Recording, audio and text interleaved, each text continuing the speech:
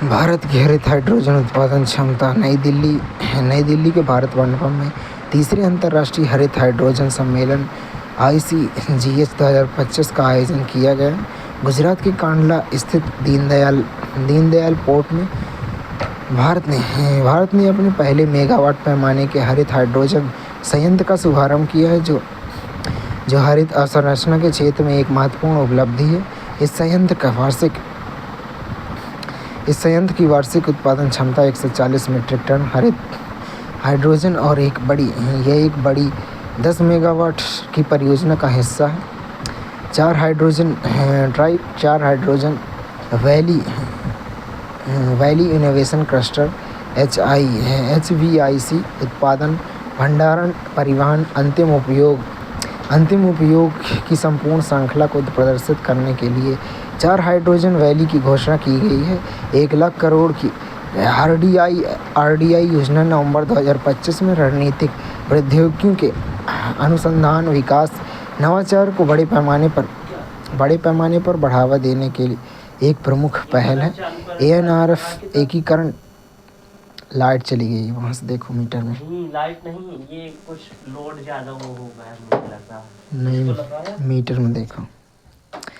ANRF एकीकरण भारत के R&D पारिस्थितिकी तंत्र के संबंध में समन्वित करने के लिए ANRF अधिनियम 2023 के तहत अनुसंधान नेशनल रिसर्च फाउंडेशन ANRF को एक वैधानिक निकाय के रूप में स्थापित किया गया है।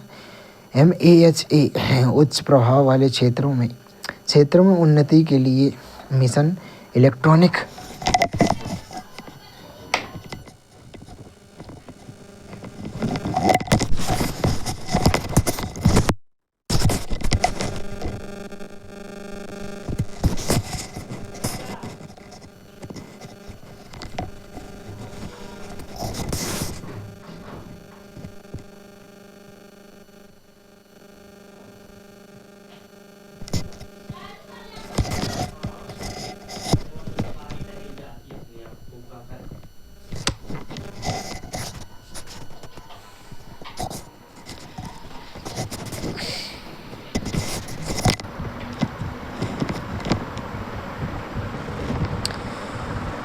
ANRF एकीकरण भारत के रिसर्च एंड डेवलपमेंट पारिस्थितिकी तंत्र को मजबूत समन्वित करने के लिए ANRF अधिनियम 2023 के तहत अनुसंधान नेशनल रिसर्च फाउंडेशन ANRF के एक वैधानिक निकाय के रूप में स्थापित किया गया है।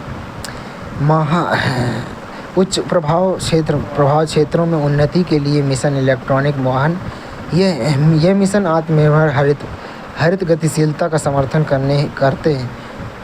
करते हुए स्वदेशी बैटरी फ्यूल सेल EV घटकों और हाइड्रोजन मोबिलिटी के साथ चार्जिंग प्लस हाइड्रोजन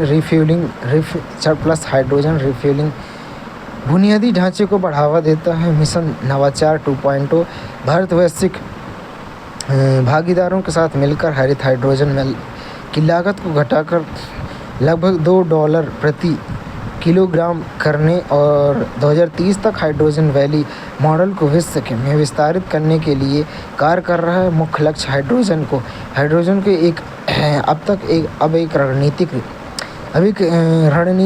रणनीतिक, आर्थिक और तकनीकी प्राथमिकता के रूप में देखा जा रहा है। इसका लक्ष्य भारत को केवल अपनाने वाला ही नहीं बल्कि नवाचार में वैश्विक अग्रणी बनाना है। ग्रीन हाइड्रोजन नवीकरणीय ऊर्जा, सौर, पवन, जलविद्युत का उपयोग करके उत्पादित हाइड्रोजन, जिसमें जीवाश्म ईंधन का उपयोग नहीं होता है, इसे तब हरित ग्रीन कहा जाता है जब कुल उत्सर्जन बहुत कम हो, अर्थात प्रति 1 किलोग्राम हाइड्रोजन के उत्पादन पर 2 किलोग्राम CO2 का उत्सर्जन के बराबर या कम। बायोमास कृषि अपशिष्ट से निर्मित हाइड्रोजन को भी ग्रीन की श्रेणी में रखा जा सकता है, जहां यदि यह समान उत्सर्जन सीमा को पूरा करता हो। ग्रीन हाइड्रोजन का उत्पादन कैसे होता है? मुख्यतः इलेक्ट्रोलाइसिस से।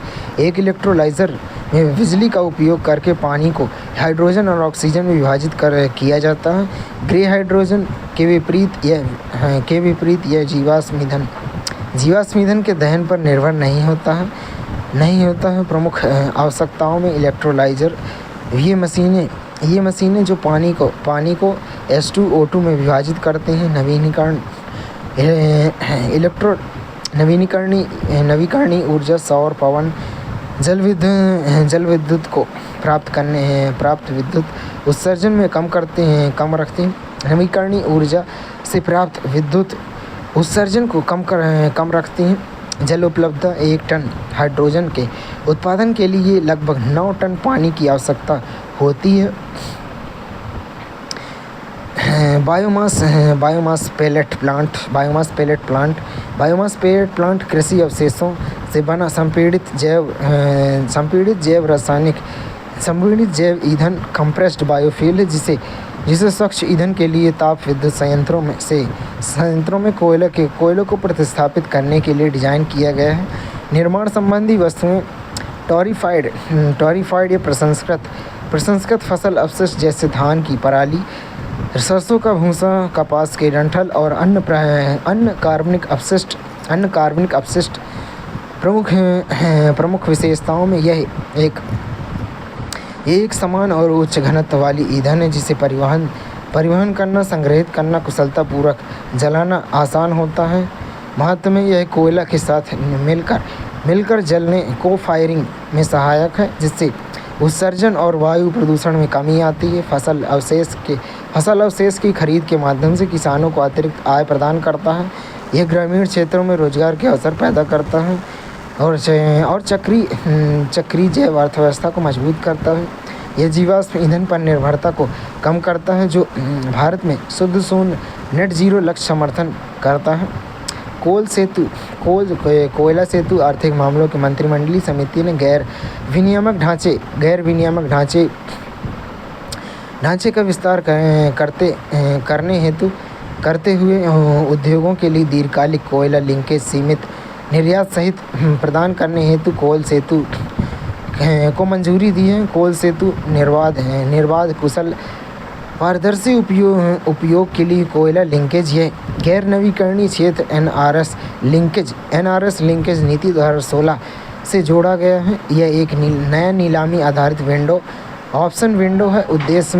देश में घरेलू कोयला भंडार का कुशल उपयोग सुनिश्चित करना, ईज ऑफ डूइंग बिजनेस को बढ़ावा देना, आयात पर निर्भरता में कमी और कोयले की आपूर्ति को बढ़ती औद्योगिक मांग के अनुरूप बनाना है। नोडल मंत्रालय कोयला मंत्रालय। प्रमुख विशेषताओं में खुली पात्रता, कोई भी घरेलू औद्योगिक उपभोक्ता नीलामी में भाग ले सकता है। यह पहले से एनआरएस लिंकेज के विपरीत है, जो निर्दिष्ट अंत उपयोग क्षेत्रों तक सीमित थे।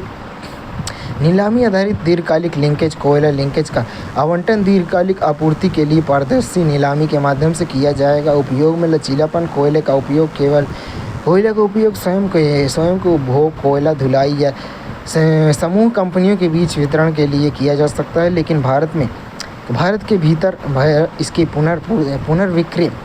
पुनर्विक्रय प्रतिबंधित निर्यात का प्रावधान। आवंटित लिंकेज मात्रा में 50% तक कोयले की निर्यात की अनुमति कोकिंग कोयल को इससे बाहर रखा गया है और व्यापारियों को बोली लगाने की अनुमति नहीं।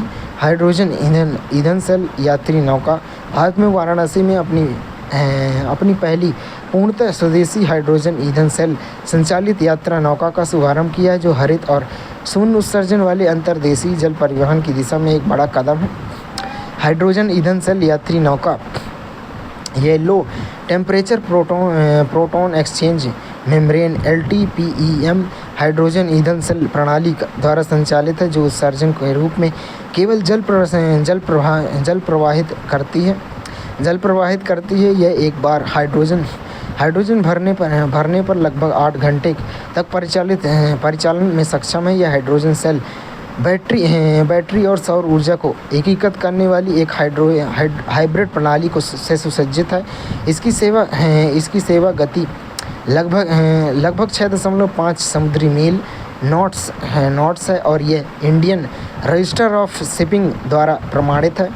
Low temperature proton exchange membrane LTPEM hydrogen ईंधन सेल के बारे में, ये प्रोटॉन संचालन के लिए पॉलीमर मेम्ब्रेन का उपयोग करके कम माप लगभग 80 डिग्री सेल्सियस पर कार्य करता है। कार्यप्रणाली में एनोड पर हाइड्रोजन प्रोटॉन मेम्ब्रेन को पार कर कैथोड पर ऑक्सीजन के साथ अभिक्रिया करते हैं।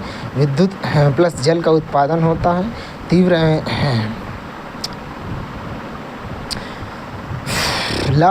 तीव्र गति से शुरुआत उच्च शक्ति घनत्व सघन और शांत। यह गतिशीलता और स्थानांतरण योग्य पावर के लिए उपयोगी है। वित्तीय खुफिया इकाई भारत का FUIND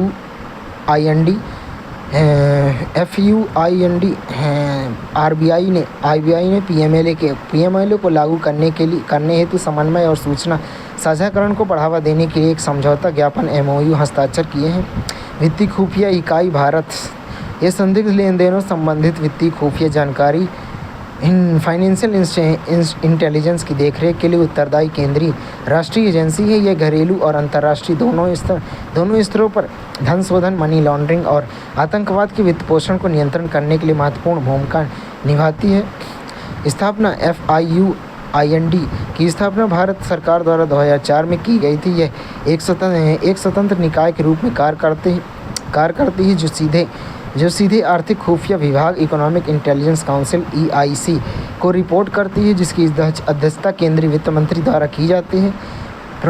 प्राथमिक कार्य में धन शोधन निवारण अधिनियम PMLA 2002 के तहत FUIND वित्तीय खुफिया जानकारी के लिए केंद्रीय भंडार या स्वयं अपराधों की जांच नहीं करती है, बल्कि प्रवर्तन निदेशालय ED, CBDT और CBI जैसे कानून प्रवर्तनों एजेंसियों को कार्रवाई योग्य खुफिया जानकारी प्रसारित करता है।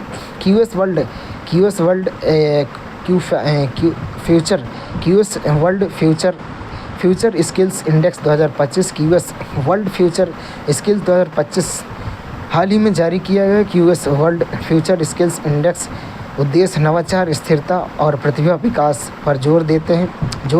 वैश्विक नवाचार वैश्विक रोजगार बाजार की बदलती मांगों को पूरा करने के लिए किसी देश की तैयारी का आकलन करता है। निर्माणकर्ता लंदन बेस्ड क्वाक्वेरेशी साइमंड्स। 4 प्रमुख पैरामीटर: कौशल विकास, भविष्य का कार्य, अकादमिक तैयारी, आर्थिक परिवर्तन।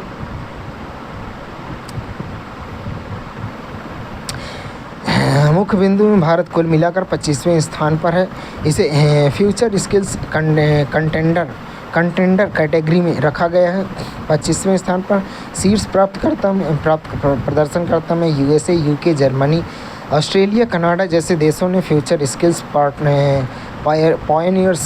पायनियर्स कैटेगरी में रखा गया है। भारत का प्रदर्शन AI और हरित कौशल समेत भविष्य के रोजगार के लिए तैयारी में विश्व में अमेरिका के बाद दूसरे स्थान पर है। 4 स्तरीय वर्गीकरण QS देशों में अपनी तत्परता के आधार पर 4 स्तरों में वर्गीकृत है। पायनियर्स जैसे US, UK उच्च तत्परता और स्थापित प्रणालियाँ। कंटेंडर्स जैसे भारत तेजी से बढ़ते हुए और विशिष्ट उपमेट्रिक में उच्च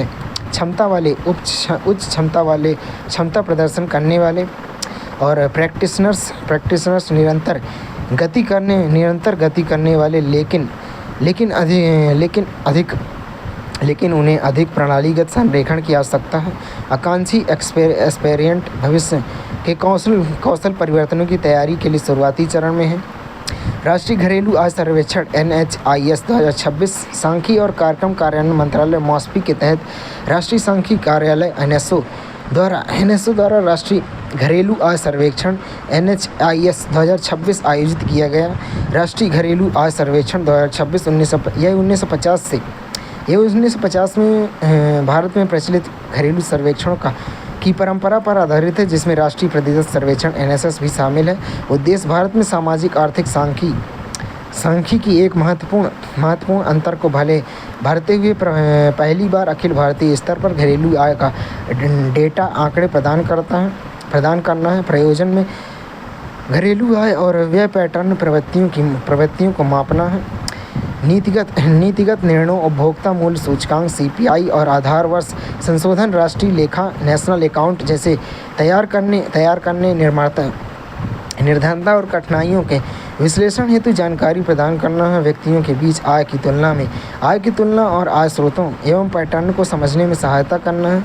विस्तार या कवरेज में विभिन्न क्षेत्रों और क्षेत्रों में घरेलू आय का स्तर, आय के स्रोत, मजदूरी, किराया, पेंशन, प्रेषण या रेमिटेंस आदि, आय का डिजिटल और तकनीकी परिवर्तन पर प्रभाव इसमें प्रति चयन डिजाइन आकलन पद्धति और वैश्विक सर्वोत्तम प्रथाओं को शामिल किया जाएगा। मंत्रालय और शामिल संगठन में सांख्यिकी और कार्यक्रम कार्यान्वयन मंत्रालय, MOSPI, राष्ट्रीय प्रतिदर्श सर्वेक्षण कार्यालय NSS, doctor Surjit S Bhalla के नेतृत्व में तकनीकी विशेषज्ञ समूह TEG।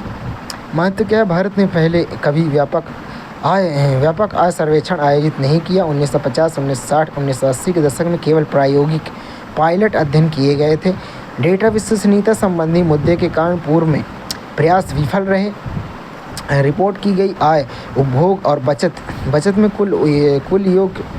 कुल योग से कम पाई गई थी। अंतर्राष्ट्रीय संदर्भ में घरेलू आय सर्वेक्षण विश्व स्तर पर सामान्य है, जैसे Canada, America, USA, UK, Sri Lanka, Bangladesh, चीन और अमेरिका में है। जहां राष्ट्रीय लेखा सांख्यिकी NAS समग्र अनुमान प्रदान करते हैं। वहीं सर्वेक्षण डेटा विस्तृत घरेलू स्तर की जानकारी प्रदान करता है। राष्ट्रीय प्रतिशत सर्वेक्षण NSS ये सांख्यिकी और कार्यक्रम कार्यान्वयन मंत्रालय MOSPI के तहत एक बड़े पैमाने पर किया जाने वाला सर्वेक्षण कार्यक्रम है। इसे 1950 में प्रोफेसर PC महालनोबिस की अध्यक्षता में राष्ट्रीय आय समिति की सिफारिश पर शुरू किया गया था। इसका संचालन राष्ट्रीय प्रतिदर्श कार्यालय NSSO द्वारा किया जाता है, जो एक राष्ट्रीय सांख्यिकी कार्यालय NSO का भाग है। NSSO स्थापना 1970 यह परिचालन इकाई थी जो NSS सर्वेक्षणों का संचालन करती थी। मई 2019 में भारत सरकार ने NSSO और CSO केंद्रीय सांख्यिकी कार्यालय का विलय करके राष्ट्रीय सांख्यिकी कार्यालय NSO का गठन किया। NSO अब MOSPI के तहत भारत में सभी आधिकारिक सांख्यिकी के लिए केंद्रीय प्राधिकरण के रूप में कार्य करता है। इंडिया स्किल्स रिपोर्ट ISR 2026 हाल ही में इंडिया स्किल्स रिपोर्ट 2026 जारी की गई है। रिपोर्ट में इसका पहला संस्करण 2014 में जारी किया गया था। प्रकाशन में यह report educational testing services ETS द्वारा भारतीय उद्योग परिसंघ CII, अखिल भारतीय तकनीकी शिक्षा परिषद AICTE और भारतीय विश्वविद्यालय संघ AIU के सहयोग से संयुक्त रूप से प्रकाशित की जाती है। डेटाबेस में यह ग्लोबल एम्प्लॉयबिलिटी टेस्ट GET के माध्यम से 1 लाख से अधिक अभ्यर्थियों के मूल्यांकन पर आधारित है। ISR 2026 का विषय थीम कार का भविष्य, gig workforce, freelancing, AI implements, workforce, remote work और उद्यमिता। उद्देश्य भारत के रोजगार परिदृश्य का विश्लेषण, कौशल अंतराल की पहचान और कार्यबल नियोजन में नीतिगत निर्णय, उद्योग और तथा शैक्षिक संस्थानों का मार्गदर्शन करना है। इंडिया स्किल्स रिपोर्ट 2026 का निष्कर्ष में राष्ट्रीय रोजगार प्रवृत्ति भारत में रोजगार योग्यता बढ़कर 56.35% हो गई है। 2025 में 54.81% थी, जो नौकरी के लिए तत्परता में निरंतर सुधार का संकेत है। लखनऊ, कोच्चि, चंडीगढ़ जैसे टियर 2 और टियर 3 शहर रोजगार के मजबूत केंद्र के रूप में उभर रहे हैं, जिससे शहरी ग्रामीण अंतर कम हो रहा है। 50% से अधिक स्नातक ने ग्लोबल एम्प्लॉयबिलिटी टेस्ट जीईटी में 60% से अधिक अंक प्राप्त किए हैं। लैंगिक समावेशन पहली बार महिलाओं की रोजगार योग्यता 54%, पुरुषों की 51.5% से अधिक रही है। ये ऐतिहासिक बदलाव हाइब्रिड वर्क मॉडल और डिजिटल कौशल में वृद्धि के कारण हुआ है। उद्योग प्राथमिकता महिलाओं ने कानूनी 96.4%, स्वास्थ्य क्षेत्र में 85.95% क्षेत्रों में अधिक रुचि दिखाई है, जबकि पुरुष अभी भी ग्राफिक डिजाइन 83.11%, इंजीनियरिंग डिजाइन 64.67% में प्राथमिकता दे रहे हैं। भर्ती प्रक्रियाओं में एआई उपयोग 70% आईटी और 50% बीएफएसआई बैंकिंग वित्तीय सेवाएं और बीमा कंपनियों में भर्ती प्रक्रियाओं में एआई को एकीकृत किया गया है। वित्त वर्ष 2026-27 के लिए भर्ती में पिछले वर्ष के 29% की तुलना में इस वर्ष 40% की उल्लेखनीय वृद्धि हुई है। कार्यबल संरचना कार्यबल में स्थायी रोजगार परमानेंट एम्प्लॉयमेंट 72% के साथ प्रमुख बना हुआ है। गिग और थर्ड पार्टी भूमिकाएं बढ़कर 16% हो गई हैं, जो लचीले कार पारिस्थितिकी तंत्र के परिपक्व होने को दर्शाती हैं। क्षेत्रवार प्रदर्शन एआई एनालिटिक्स और ऑटोमेशन भूमिकाओं के कारण कंप्यूटर विज्ञान 80%, आईटी इंजीनियर 78% सबसे अधिक रोजगार योग्य बने हुए हैं। आयु के आधार पर सबसे अधिक रोजगार योग्यता 22 से 25 आयु वर्ग के 75.7% में है। उभरते कौशल डिजिटल प्रवाह, डिजिटल फ्लुएंसी और आलोचनात्मक सोच क्रिटिकल थिंकिंग में तेज़ी से वृद्धि हो रही है, जिसमें महाराष्ट्र 68.23% है, कर्नाटक 55.83% अग्रणी राज्य हैं। राज्यों का प्रदर्शन है। रोजगार योग्यता में केरल राष्ट्रीय स्तर पर चौथे स्थान पर, उत्तर प्रदेश, महाराष्ट्र, कर्नाटक के बाद लैंगिक समावेशी श्रम पारिस्थितिकी तंत्र के कारण केरल महिला पेशेवरों के लिए शीर्ष 10 पसंदीदा राज्यों में शामिल है। बिजनेस रेडी रिपोर्ट रिपोर्ट 2024 विश्व बैंक का business ready B ready framework पिछली रिपोर्टों में डेटा संबंधी अनियमितताओं के कारण ease of doing business index का स्थान ले रहा है। बी रेडी रिपोर्ट व्यवसायों के लिए देशों के विनियामक ढांचे और व्यवहारिक रूप से सार्वजनिक सेवाओं के वितरण एवं कार्यान्वयन की प्रभावशीलता का मूल्यांकन करता है। यह ease of doing business report का स्थान लेता है, जिसे साख संबंधी चिंताओं के कारण 2020 में बंद कर दिया गया था। विस्तार और कवरेज यह किसी फर्म के जीवन चक्र में 10 क्षेत्रों को कवर करता है। व्यवसाय प्रवेश में व्यवसाय का स्थान, उपयोगिता सेवाएं, श्रम, वित्तीय सेवाएं, अंतर्राष्ट्रीय व्यापार, कराधान, विवाद समाधान, बाजार प्रतिस्पर्धा, व्यवसाय दिवालियापन। बी रेडी के 3 स्तंभ पिलर्स प्रत्येक विषय का मूल्यांकन निम्न आधार पर किया जाता है। स्तंभ 1 में विनियामक ढांचा, स्तंभ 2 में सार्वजनिक सेवाएं, स्तंभ 3 में परिचालन दक्षता। प्रमुख विषय में डिजिटल अंगीकरण पर्यावरण संधारणीयता, लैंगिक समानता, बिजनेस रेडी बी रेडी और ease of doing business report के मध्य अंतर में बी रेडी वर्तमान में जारी किया जाता है। ईज ऑफ डूइंग बिजनेस 2020 में बंद कर दिया गया। उद्देश्य है बी रेडी विनियामक ढांचे सार्वजनिक सेवाओं और परिचालन दक्षता का मूल्यांकन करता है, जिसमें फर्में व्यावहारिक रूप से सामना करती हैं। ईज ऑफ डूइंग बिजनेस ये मुख्य रूप से उन विनियामक आवश्यकताओं और प्रक्रियाओं पर केंद्रित है जो व्यावसायिक संचालन को प्रभावित करती हैं।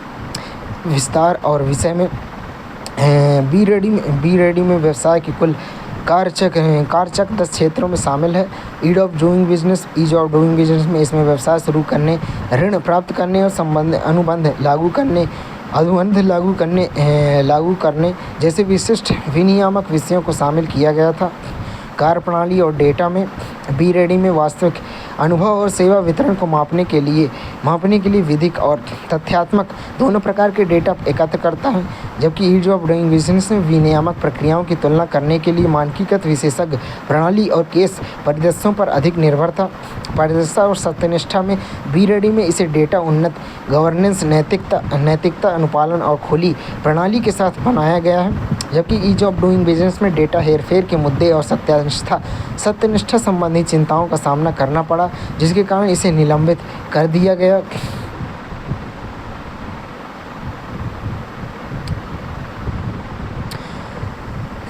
डंप साइट सुधार त्वरण कार्यक्रम ड्रैप है। आवास और शहरी कार्य मंत्रालय ने डंप साइट सुधार त्वरण कार्यक्रम ड्रैप लॉन्च किया है। डंप साइट सुधार त्वरण कार्यक्रम ड्रैप यह डंप साइट कचरा डंप करने के स्थान की सफाई में तेजी लाने, शहरी भूमि के पुनः प्राप्ति और सितंबर 2026 तक लक्ष्य 0 डंप साइट्स हासिल करने के एकल वर्षीय मिशन है।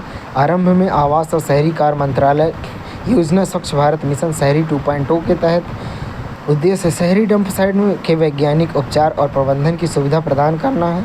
कचरा या अपशिष्ट डंप करने वाले मैदानों को सुरक्षित उपयोगी भूमि में परिवर्तित करना और पर्यावरण की रक्षा करने, नए कचरे के संचलन को रोकना और संधारणीय शहरी अपशिष्ट प्रबंधन को बढ़ावा देना है। मुख्य विशेषताओं में त्वरित उपचार, उच्च प्रभाव वाली डंप साइटों के लिए एक व्यवस्थित और फास्ट ट्रैक दृष्टिकोण, ज्ञान प्रबंधन इकाइयाँ KMU इसे national institute of urban affairs NIUA में स्थापित किया गया है। ये SBMU 2.0 के तहत क्षमता निर्माण, संस्थागत शिक्षण और ज्ञान सृजन के लिए एक मंच है। शहरी निवेश विंडो यूविन शहरी बुनियादी ढांचे के लिए निजी और बहुपक्षी निवेश को आकर्षित करने के लिए HUDCO की एक पहल है। यह PPP सार्वजनिक निजी भागीदारी आधारित सतत विकास परियोजनाओं का समर्थन करती है। दायरा और व्याप्ति में यह 1428 सक्रिय डंप साइटों पर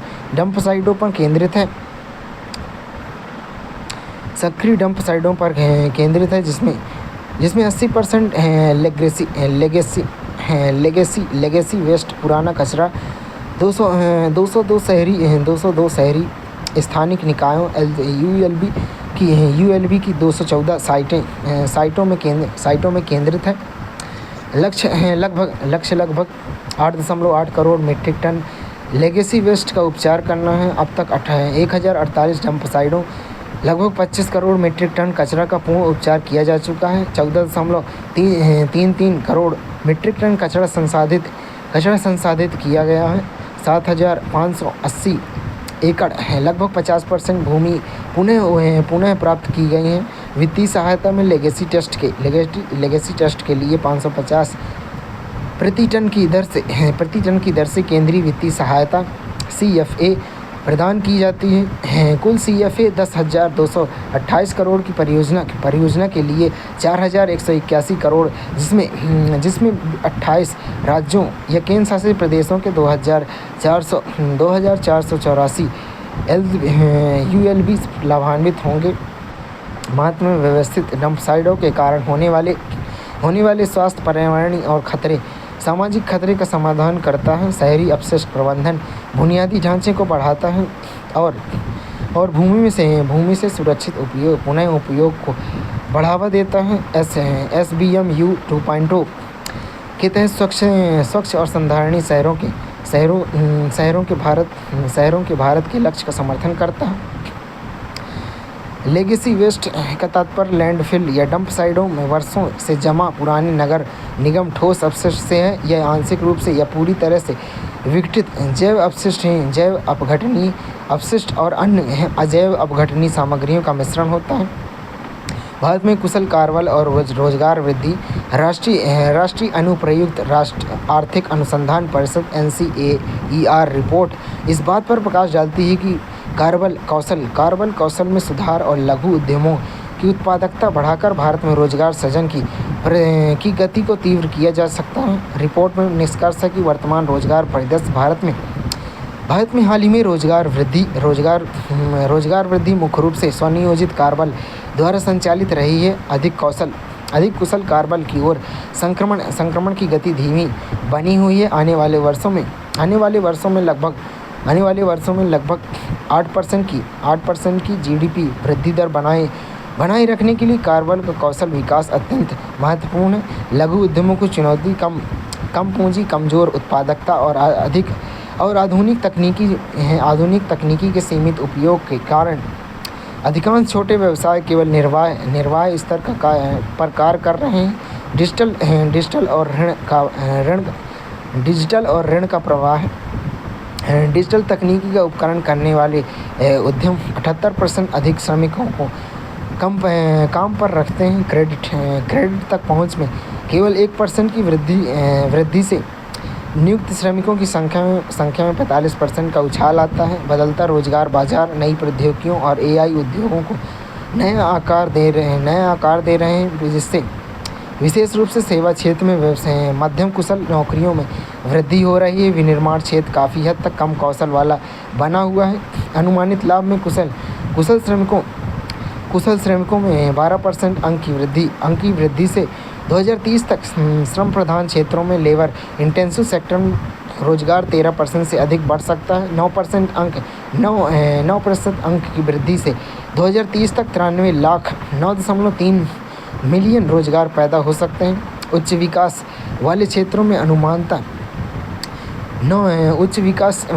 में अनुमान है कि कपड़ा परिधान संवर्धित विनिर्माण 2030 तक रोजगार में 53% की वृद्धि हो सकती है।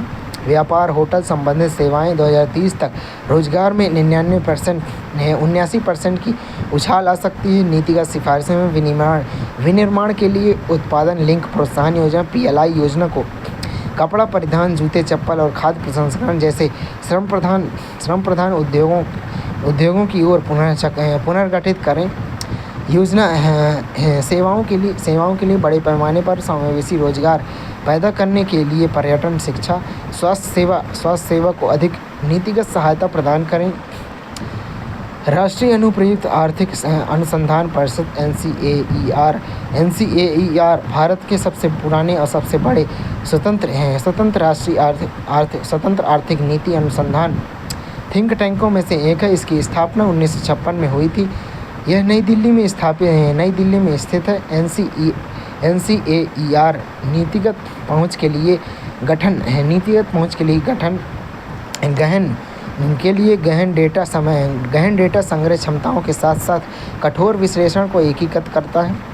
स्वामित्व ग्रामीण क्षेत्रों का सर्वेक्षण, तकनीकी उन्नयन के साथ मानचित्रण योजना में अपने प्रारंभ के 5 वर्ष पूर्ण कर लिए हैं। स्वामित्व योजना 24 अप्रैल 2020 को नोडल मंत्रालय योजना पंचायती राज मंत्रालय, राज्य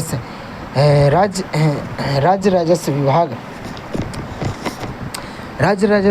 राज्य पंचायती राज विभाग, भारतीय सर्वेक्षण विभाग द्वारा संयुक्त रूप से कार्यान्वित किया जाता है। पंचायती प्रमुख तकनीकी भागीदारी में National Informatics Centre Services Inc NICSI प्रमुख घटक हैं। कॉर्स CORS नेटवर्क निरंतर संचालित संदर्भ station network, drone mapping, drone के माध्यम से मानचित्रण, IEC गतिविधियां, सूचना, शिक्षा, संचार पहल, ग्रामीण मानचित्रण सुदृढ़ीकरण, ग्रामीण मानचित्रण प्रणाली को निरंतर बनाना। उद्देश्य में ड्रोन आधारित मानचित्रण और संपूर्ण कार्ड के माध्यम से ग्रामीण आवासीय भूमि का अधिक विविध स्वामित्व प्रदान करना है। लागत में 566.23 करोड़। वित्त वर्ष 2020-21 में 2021 से 2024-25 इसे वित्त वर्ष 2026-27 25-26 तक बढ़ा दिया गया है। प्रमुख लाभ में वित्तीय समावेशन, संपत्ति कार्ड, बैंक संपत्ति कार्ड, बैंक ऋण और संपार्श्विक आधारित ऋण की सुविधा प्रदान करने, विवाद समाधान, स्पष्ट सीमाओं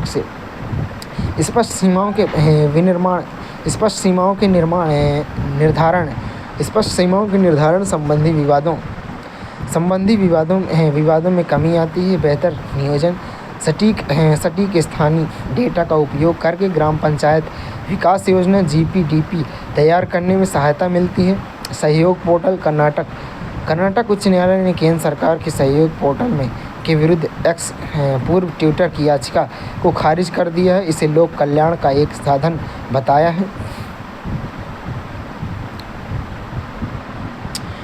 सहयोग पोर्टल 2024 में लॉन्च किया गया है। इसका संचालन भारतीय साइबर अपराध समन्वय केंद्र I4C द्वारा किया जाता है।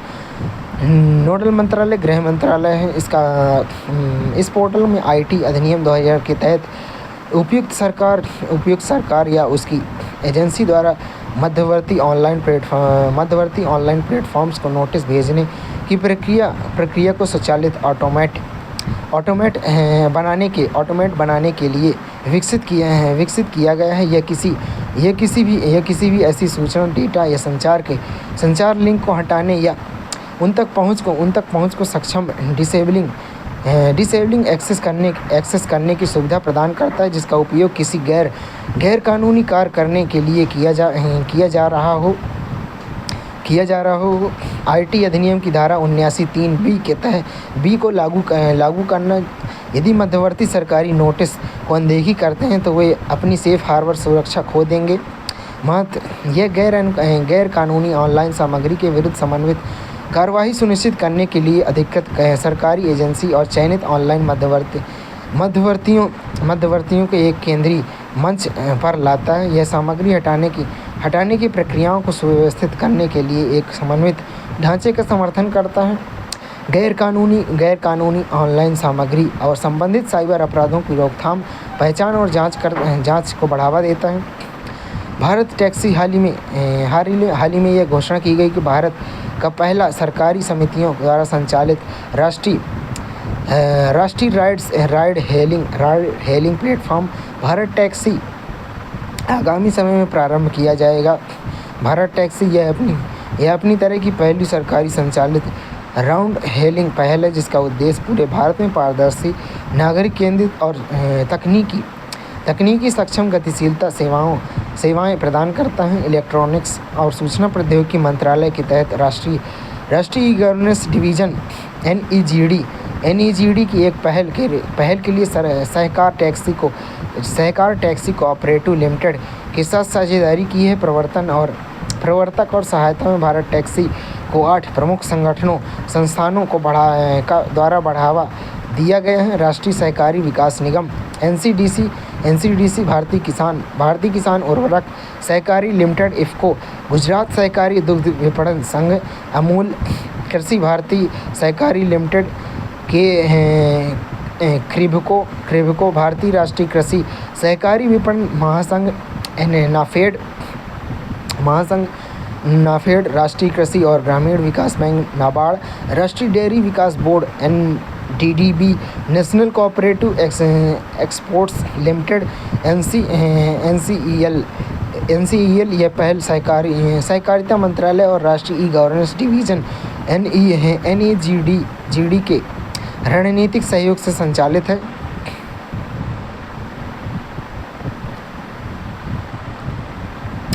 2030 तक 10,000 GI टैग का लक्ष्य है। नई दिल्ली में आयोजित GI समागम के दौरान वाणिज्य और उद्योग मंत्री ने वर्ष 2030 तक 10,000 GI टैग तक पहुंचने का लक्ष्य निर्धारित किया है। इस कार्यक्रम का आयोजन उद्योग संवर्धन और आंतरिक व्यापार विभाग DPIIT तथा इंडिया टुडे ग्रुप द्वारा संयुक्त रूप से किया गया था। वर्तमान में 22 जनवरी 2026 तक के आंकड़ों के अनुसार विभाग द्वारा 605 GI टैग जारी किए जा चुके हैं। वर्तमान में 22 जनवरी 2026 तक के आंकड़ों के अनुसार विभाग द्वारा 605 GI टैग जारी किए जा चुके हैं। जारी किए जा चुके हैं। कार्यान्वयन रणनीति सरकार इस लक्ष्य के कार्यान्वयन की निगरानी के लिए एक समिति का गठन करेगी। इस लक्ष्य को प्राप्त करने के लिए संपूर्ण सरकार दृष्टिकोण का पालन किया जाएगा। भौगोलिक संकेतक जीआई एक ऐसा संकेतक जो किसी उत्पाद को एक विशिष्ट भौगोलिक क्षेत्रों में उत्पन्न होने के रूप में पहचानता है, जहां उस उत्पाद की गुणवत्ता, प्रतिष्ठा या विशेषता मुख्य रूप से उसके मूल स्थान के कारण होती है। संरक्षण का दायरा में यह निर्धारित मानकों के अनुरूप नहीं होने वाले उत्पादों के लिए तीसरे पक्षों द्वारा अनधिकृत उपयोग को रोकता है। यह दूसरों को समान तकनीकों का उपयोग करके समान बनाने में नहीं रोकता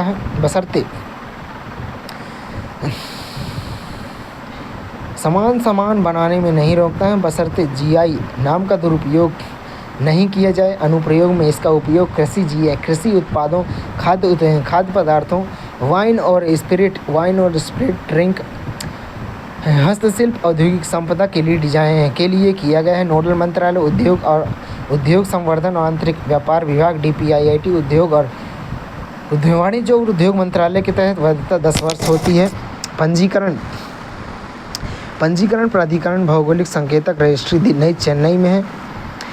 विधिक ढांचा अंतर्राष्ट्रीय विश्व व्यापार संगठन WTO के तहत ट्रिप्स वैश्विक संपदा अधिकारों के व्यापार संबंधी पहलू पर समझौता, घरेलू वस्तु भौगोलिक उपदर्शन पंजीकरण अधिनियम 1999, कैर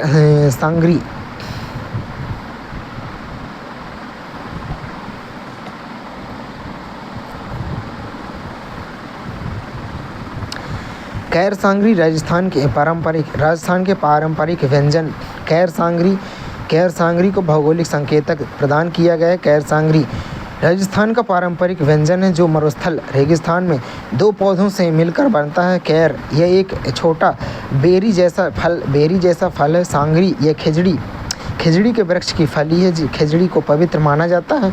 बिश्नोई समुदाय द्वारा इसका संरक्षण किया जाता है। प्राकृतिक रूप में थार मरुस्थल में उगता है। ऐतिहासिक महत्व पुराने समय में जब ताज़ी सब्जियों की कमी होती थी, तब इसे सूखे के प्रति सहनशील भोजन के रूप में उपयोग किया जाता था। पोषण मूल्य उच्च फाइबर, कम वसा, पोषक तत्वों से युक्त होता है। इसे आमतौर पर बाजरे की रोटी और घी के साथ खाया जाता है।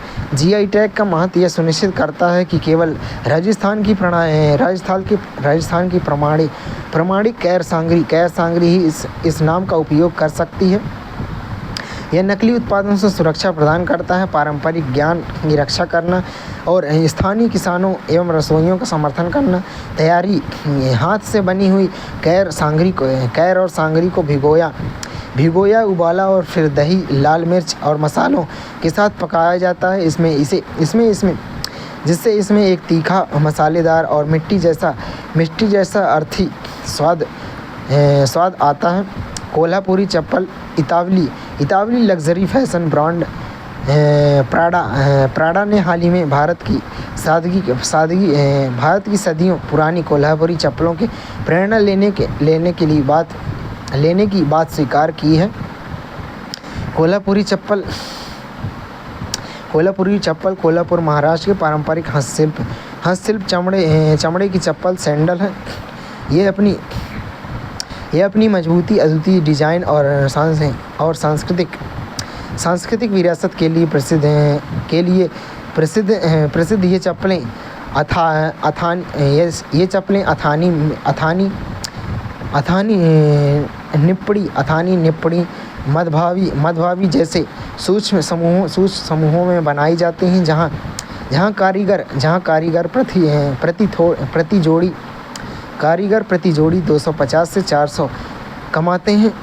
इकाई ऐतिहासिक पृष्ठभूमि। यह शिल्प 12वीं से 13वीं शताब्दी और प्रारंभ में इसे केवल राजघरानों के लोग पहनते थे। 18वीं शताब्दी में राजा साहू महाराज के संरक्षण के कारण इसकी लोकप्रियता में भारी वृद्धि हुई। सामग्री में ये वनस्पति टैंड वेजिटेबल टैंड चमड़े से बनाई जाती हैं जो गाय, भैंस और बकरी से प्राप्त होता है। संरचना इसकी विशेषता टी स्ट्रैप इसकी संरचना ट्री स्ट्रैप डिजाइन है जिसमें विस्तृत ब्रांडिंग और ओपन टो पंजों की ओर से खुला स्टाइल होता है। जीआई दर्जा वर्ष 2019 में भारत में जीआई अधिनियम के तहत इसे भौगोलिक संकेतक का दर्जा प्रदान किया गया है। अंबाजी मार्बल हाल ही में गुजरात के अंबाजी सफ़ेद मार्बल को जीआई टैग प्राप्त हुआ है। यह इसकी असाधारण गुणवत्ता और विरासत संबंधी मूल्य की डिज़ाइन है जो क्षेत्रीय पहचान को मजबूत करते हुए शिल्पकारी की आजीविका को बढ़ावा देता है।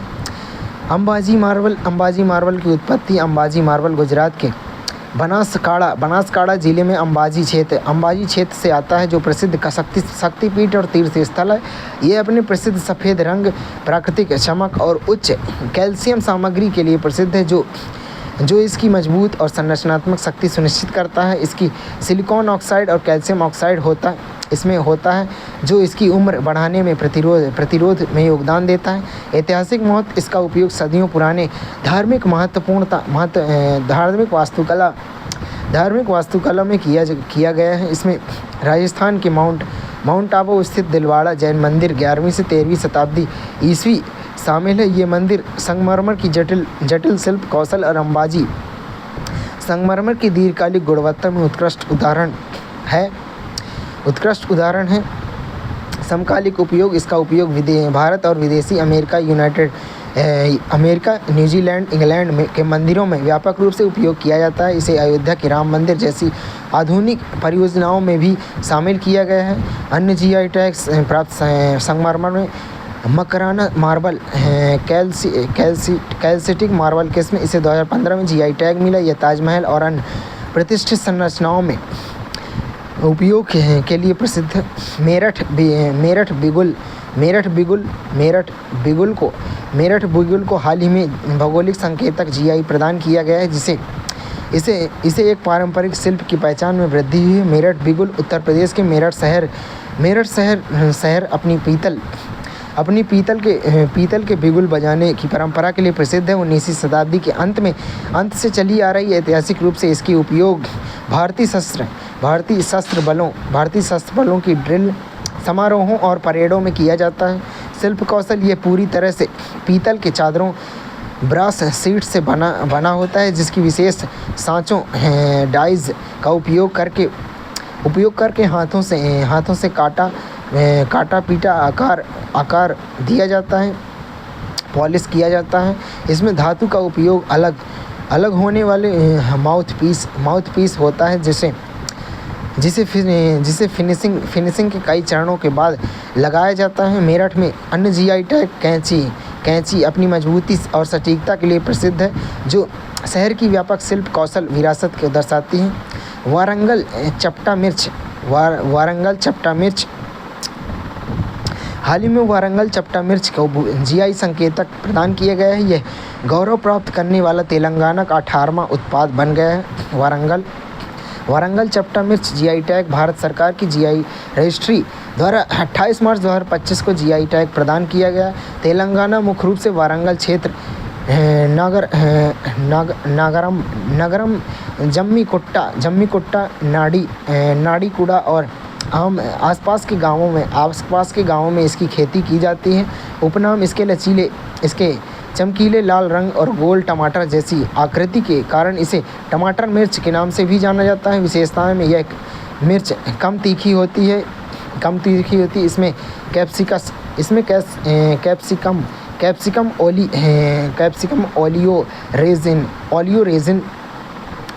ओलियो रेजिन की उच्च मात्रा पाई जाती है जो इसे गहरा लाल रंग और समृद्ध स्वाद प्रदान करती है।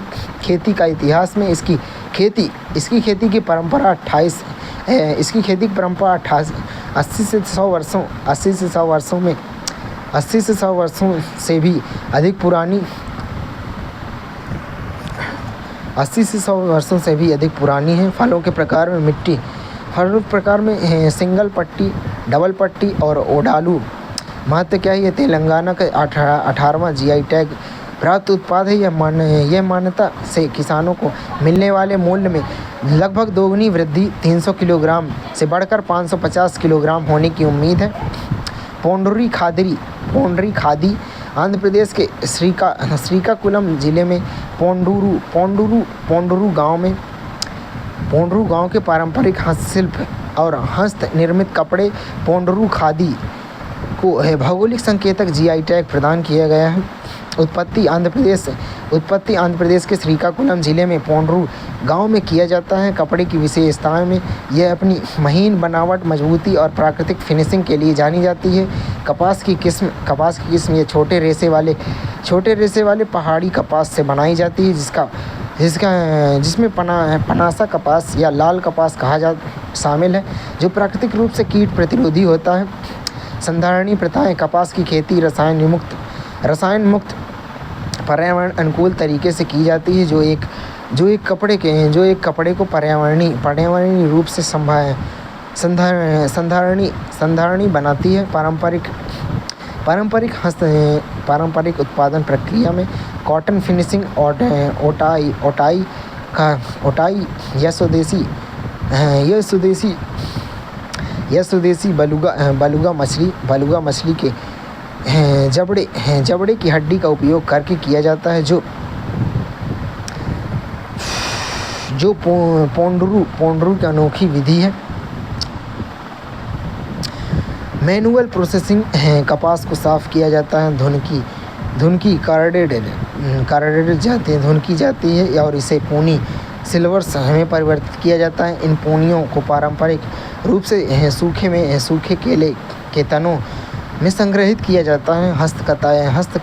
कताई और बुनाई, पोनियों को 24 तीलियों वाले एक दुर्लभ एकल धुरी चरखे पोंडुरू के लिए अद्वितीय पर हाथ से काता जाता है। इसके बाद इसे पारंपरिक हथकरघों द्वारा बनाया जाता है। पारंपरिक गांव आधारित आजीविका में इसके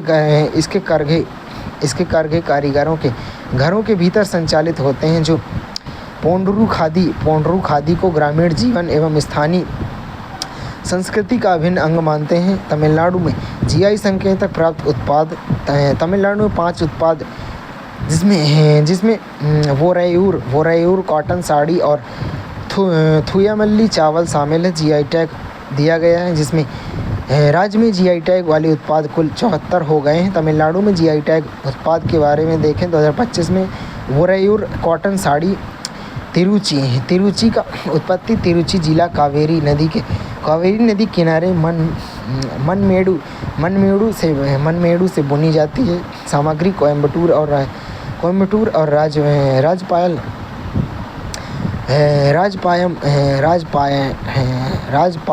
राजपालयम से सूती धागा जैम कोडम से रंगा। विशेषता में क्षेत्रीय डिजाइन पहचान वाली पारंपरिक हाथ से बुनी साड़ी कंबिदा पड़ी नट्टू सक्कराई गुड़ पाउडर उत्पत्ति कविंदा पड़ी इरोड जिला। गन्ने की मशीन से पीसा जाता है। रस को धीरे धीरे सुखाया जाता है। प्रमुख गुड़ आपूर्ति करता है लोअर भवानी परियोजना सिंचाई से जुड़ा हुआ है। थुयमल्ली चावल तमिलनाडु का सांबा मौसम की चावल की किस्म 135 से 140 दिन की खेती। महत्व क्या है, तमिलनाडु राज्य कृषि विपणन बोर्ड द्वारा GI टैग के लिए आवेदन किया गया। NABARD Madurai agri business incubation forum द्वारा समर्थित नमक्कल मक्कड़ पथिरंगन कलचट्टी उत्पत्ति के जिला नमक्कल जिला सामग्री सोपस्टोन। उपयोग की बात करें तो पारंपरिक दक्षिण भारतीय खाना पकाने के बर्तन शिल्प के रूप में प्राचीन उत्पत्ति। अम्बास समुद्रम चोप्पू समान तिरुनेलवेली में। उत्पत्ति अम्बा समुद्रम तिरुनेलवेली जिला। शिल्प मंजल कदम्बा सागौन शिल्प का उपयोग करके हाथ से बनाए गए छोटे खिलौने, रसोई के बर्तन, मेज और कुर्सियाँ। इतिहास 2 सदी से भी पुराना, बच्चों में रचनात्मकता को बढ़ावा देता है।